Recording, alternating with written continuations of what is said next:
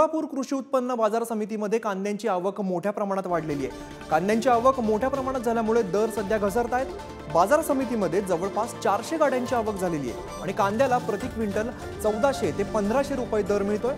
कर्नाटक, तेलंगणा, आंध्र प्रदेशातून मोठ्या संख्येने आता कांदा उत्पादक शेतकरी सोलापुरात सध्या कांदा आणतायत। निर्यातबंदी अनिश्चित कालावधीसाठी वाढवल्यामुळे कांद्यांचा दर घसरलेला आहे, त्यामुळे शेतकरी आता हवालदिल झालेला आहे। या शेतकऱ्यांशी संवाद साधले आमचे प्रतिनिधी अनिकेत गायकवाड यांनी। कांद्याची मोठी बाजारपेठ म्हणून सोलापूर कृषी उत्पन्न बाजार समितीकडे बघितलं जातं। मात्र सोलापूर कृषी उत्पन्न बाजार समितीमध्ये कांद्याची आवक जी आहे ती वाढल्यानंतर आता कांद्याचे भाव जे आहेत ते आता घसरण्याचं चित्र आपल्याला सोलापूर कृषी उत्पन्न बाजार समितीमध्ये दिसते। खरं तर 400 ते 500 गाड्यांची आवक जी आहे ती या सोलापूर कृषी उत्पन्न बाजार समितीमध्ये झालेली आहे आणि त्याचाच फटका जो आहे तो सोलापुरातील जे कांदा घेऊन आलेले शेतकरी आहेत त्यांना बसतानाचं चित्र दिसते। दादा, कुठून आला आहात आणि काय प्रतिक्रिया आहे? मी बीड जिल्ह्यातील नेकनूर गावून या ठिकाणी आज कांदा विक्रीसाठी घेऊन आलो आहे।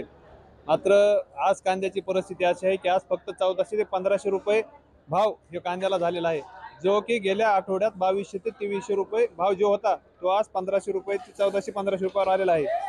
जर केंद्र शासनाने निर्यात बंदीची कालावधी वाढवली नसती ही दुर्दैवी वेळ शेतकऱ्याला आली नसती। सरकारच्या दरसोड प्रवृत्तीमुळं ही आयात निर्यात धोरणाच्या नुसार जे देशाच्या बाहेर जो माल ज्या देशात मागणी आहे, ज्या देशाबरोबर करार केलेले आहेत त्या देशात जर हाच माल शेतमाल कांदा निर्यात झाला असता तर आजही कांद्याचे भाव 28 ते 30 रुपयाच्या दरम्यान राहिले असते।